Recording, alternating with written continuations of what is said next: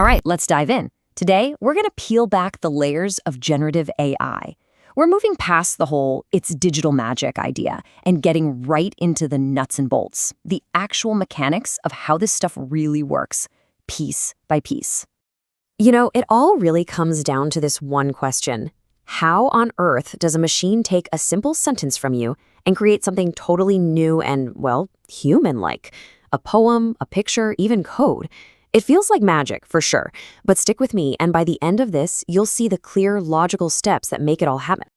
Okay, first things first, we've got to understand a really key difference. On one side, you have what's called discriminative AI. Think of this one as a judge. Its whole job is to look at something and make a call. Is this email spam or is it not spam? Simple.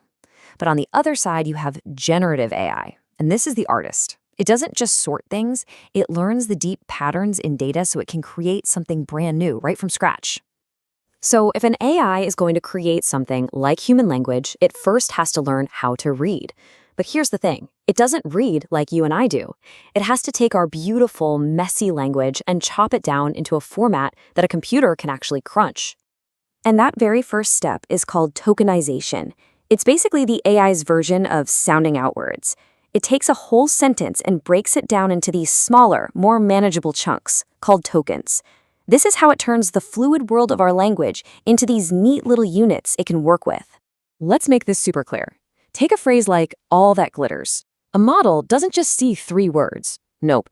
It'll break it into tokens, like all, that. And then, here's the really clever bit.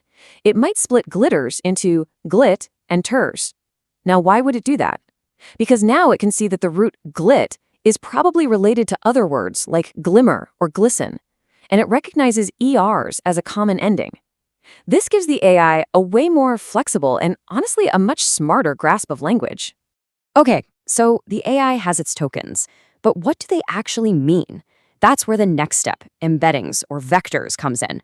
This process takes every single one of those tokens and turns it into a set of numbers, coordinates really, placing it on this giant, multi-dimensional map of meaning. This map is how the model actually gets what words mean. In this giant space, words like banana and guava end up being really close neighbors, right? Because they're both fruits. But a word like car is going to be way over in a totally different city on the map. This isn't just about definitions. It's how the AI learns that massive, complex web of relationships that makes up a language. So, the AI can now understand the basic meaning of individual bits of language. But we all know language is all about context. The same exact word can mean completely different things. So how does the AI figure out the meaning of a whole sentence? The huge breakthrough, the real aha moment for this whole field, came back in 2017. A research paper came out with this deceptively simple title, Attention is All You Need. This paper introduced what's called the transformer architecture, the engine behind pretty much all modern AI, and its secret weapon is a mechanism called self-attention. Okay, let's think about a classic problem, the word apple. How does an AI know if we're talking about the fruit you eat or the tech company? The word itself is exactly the same. The key, just like it is for us, is all the other words around it. This is where that self-attention mechanism works its magic. When it sees the word apple, it looks at all the other words in the sentence and decides how important they are. So words like tasty or pie are going to heavily tip the scales of meaning toward the fruit. But if it sees words like revenue or iPhone, whoa, the scales tip hard in the other direction, pointing right at the company. So what's happening under the hood is for every single word, the attention mechanism is creating this invisible web of relevance, mathematically scoring its connection to every other word in the sentence.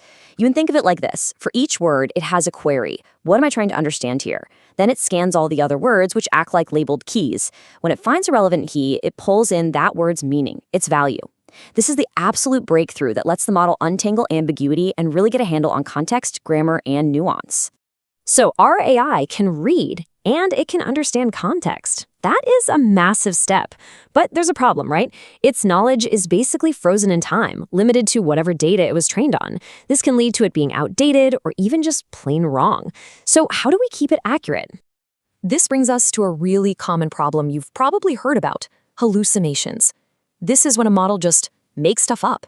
It gives you an answer that sounds totally confident and plausible, but it's factually wrong or completely fabricated.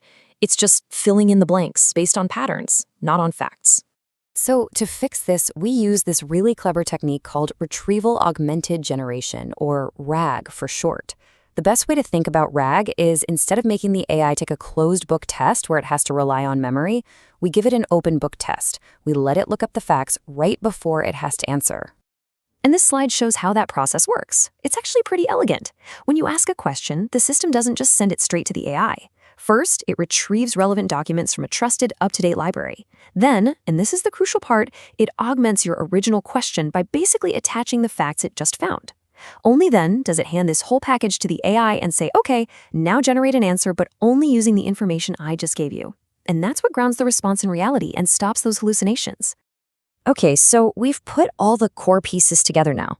We've gone from chopping up words, to understanding context, to grounding the AI in facts. So let's just step back for a second and look at the bigger picture this all creates.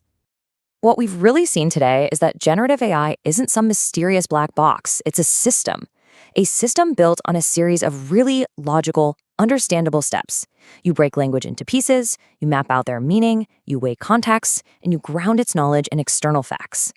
So, just to recap, we've covered the core building blocks, right? We have tokenization, which is how we break language apart. We have embeddings, which is how we map out the meaning. The attention mechanism, which is how the AI grasps context. And RAG, which is how we keep it all factual and up to date. And this brings us to what this all means for us. Instead of being a replacement for human thinking, this technology is really emerging as a powerful partner, a tool that can boost our own creativity and productivity, helping us write, design, and solve problems way more effectively. So we've demystified the how. We've seen the architecture, the logic behind it all, and that really leaves us with a much more interesting question. Now that we understand the building blocks, the real challenge isn't just about building better models, it's about deciding how we as creators, as thinkers, as people, are going to choose to build with them. Like and subscribe for SimplfyTech, explaining one concept at a time, simplifying the technology and AI.